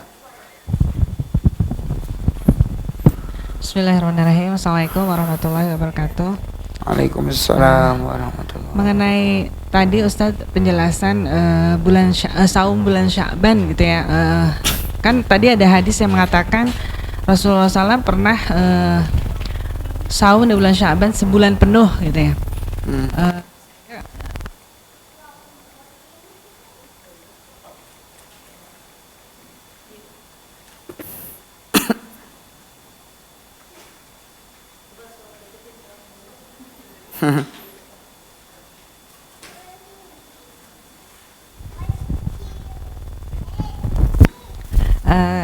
Tapi saya pernah baca ya hanya kurang hafal teksnya gitu ya, mohon penjelasan dari Ustadz. Iya, Bu. Larangan berpuasa di bulan Sya'ban sehingga nyambung dengan Ramadan gitu. Ya saya tidak begitu paham gitu dan tidak begitu jelas, mohon penjelasannya. Itu yang pertama. Yang kedua, tentang tadi pemberian hadiah kan ada hadisnya bahwa tidak boleh kita mengambil kembali apa yang sudah kita hadiahkan. Betul. Lalu bagaimana jika pada suatu acara kita kebagian tugas membawa makanan gitu ya, kemudian di acara tersebut kita memakan makanan yang kita bawa, apakah itu termasuk hadiah atau tidak? Itu saja mungkin Ustaz. Baik. Jadi yang pertama terkait dengan puasa di bulan Sya'ban secara keseluruhan. Ini Nabi melakukannya hanya sesekali, tidak setiap bulan Sya'ban, tidak. Makanya di sini ada riwayat ya dari Aisyah radhiyallahu anha dalam Sahih Muslim. Aisyah mengatakan kana yasumu Sya'ban kullah. Nabi pernah melakukan bulan Sya'ban semuanya untuk berpuasa. Jadi pernah dilakukan oleh Nabi. Kemudian Aisyah melanjutkan kana yasumu Sya'ban illa qalila. Nabi berpuasa di bulan Sya'ban kecuali hanya sedikit saja, hanya beberapa hari beliau nggak puasa. Nah ini menunjukkan Nabi itu apa? Pernah puasa Sya'ban penuh dan pernah nggak penuh, tapi di mayoritas bulan Sya'ban beliau puasa. Nah itu yang sering dilakukan oleh Nabi. Nabi ketika mengamalkan sunnah itu apa? Ya tidak selalu terus-terusan. Kadang dilaksanakan, kadang tidak. Jadi Nabi itu dalam melaksanakan ibadah sunnah itu tidak kontinu, kecuali di beberapa amal sunnah seperti 2 rakaat sebelum fajar, seperti witir. Nah ini beliau kontinu dalam mengamalkan amal sunnah ini ya. Bahkan ketika safar pun beliau melakukan. Tapi kalau puasa Sya'ban, beliau melakukan puasa Sya'ban penuh itu hanya sesekali. Dan di kebanyakannya beliau mengerjakan di mayoritas hari-hari Sya'ban, tidak di semuanya. Jadi jelas ya Bu ya. Jadi kadang pernah penuh, tapi kebanyakan Nabi tidak penuh, tapi di mayoritas Sya'bannya. Baik. Nah, kemudian yang kedua, tadi terkait orang ngasih hadiah, Bu. Ngasih hadiah, bagi-bagikan nasi kotak, kemudian dia ikut makan. Gitu Bu ya. Apa dia mengembalikan hadiah? Nah, sekarang begini ya. Jadi orang ketika dia itu sebuah makanan diberikan kemudian ngajak orang untuk makan sekaligus dia ikut makan, ini tidak termasuk meminta hadiah ya, nggak termasuk. Sebab gini ya, yang saya maksud kalau hadiah itu diberikan secara kepemilikan penuh. Misalkan ada si A ngasih si B motor, otomatis kan semua motor itu dikasihkan, berarti milik penuh. Jelas? Maka kalau kemudian si A meminta kembali motor itu, nah ini yang saya maksud masuk ke dalam larangan Nabi, yaitu seperti apa? Orang yang mengambil kembali hadiahnya seperti orang yang muntah dan menelan kembali muntahannya. Seperti Nabi bahkan dengan keras mengatakan seperti anjing yang muntah dan menjilat kembali muntahannya. Iya. Namun kalau itu hadiah yang sifatnya memang kita untuk bersama, seperti makan bareng, ayo pada makan bareng sini. Ya, ini nggak masalah karena memang itu sifatnya bisa dilakukan bersama-sama ya, bisa berserikat. Ya, kecuali kalau begini Bu, ya si A sudah ngasihkan ke si B nasi 1 kotak semuanya penuh. Baik. Kemudian setelah itu sudah dimakan, sudah habis, baru minta mana nasi kotaknya nih, saya tolong minta lagi, beli lagi sana ke nasi padang. Nah, itu sama, itu terkena ancaman itu. Tapi kalau tadi sifatnya kan bawa nasi kotak, itu kan apa? Dia sendiri mempersilahkan orang lain untuk makan bareng-bareng dengan dia. Nah, itu nggak termasuk Bu, nggak termasuk meminta hadiah kemudian dikembalikan lagi. Mungkin gitu maksudnya Bu. Iya, jadi nggak masuk kalau itu Bu ya.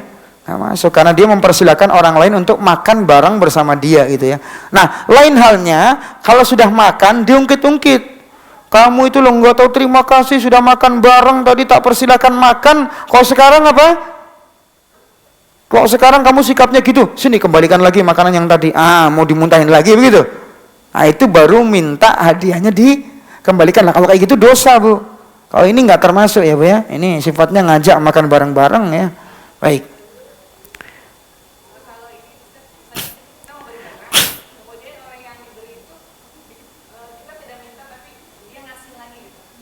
ya nggak apa-apa. Berarti itu sudah jadi milik dia, Bu. Saya ngasih HP misalkan kepada si A, ini HP buat kamu. Besoknya lagi si A datang lagi ke saya, misalkan berapa, saya mau kasihkan HP-nya lagi buat kamu. Ya nggak apa-apa, karena HP itu sudah jadi milik dia, dihadiahkan ke saya, berarti sudah beda kepemilikan. Iya kan? Nggak masalah. Misalkan begini ya, contoh yang lainnya, si A bertamu ke rumah si B bawa oleh-oleh.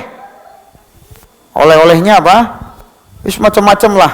Nah, oleh-olehnya ini sama si B dihidangkan kembali kepada si A. Boleh tidak? Boleh, karena itu sudah pindah kepemilikan. Jadi boleh dihadiahkan lagi, nggak ada masalah. Walaupun itu mungkin bagi sebagian orang tabu. Hadiah kok dikembalikan lagi kepada orang yang ngasih. Ya nggak apa-apa sebenarnya, nggak ada masalah. Baik ya. Wallahu a'lam bishawab. Ya. Ini saya pernah Ustaz ya ngasih handphone ke keponakan. Lalu saya lihat dampak dari handphone itu tidak baik gitu ya Ustaz ya. Akhirnya saya tarik lagi, saya ambil lagi. Itu bagaimana Ustaz? Baik. Jadi meminta kembali barang pemberian kalau memang dirasa darurat dan menghasilkan maslahat boleh. Contoh, seorang ayah mengambil kembali pemberiannya dari anaknya. Misalkan ayah sudah beliin motornya tidak dimanfaatkan dengan baik oleh anaknya, dipakai kebut-kebutan. Kamu ini nak nggak tanggung jawab, nggak amanah, sudah saya kasih motor malah dipakai kebut-kebutan, dipakai balapan. Sini kuncinya saya ambil lagi. Nggak boleh kamu pakai motor lagi. Boleh? Boleh. Jelas? Karena untuk pendidikannya seperti di kasusnya. Setelah kita kasih HP kok malah jadi dimanfaatkan yang bagus. Ya kita apa? Kita ambil lagi. Kalau memang itu dirasa untuk memperbaiki si anak tadi. Atau mungkin bisa kita ganti yang lebih manfaat. Ya, yang senilai dengan HP itu kita ganti yang manfaat buat dia.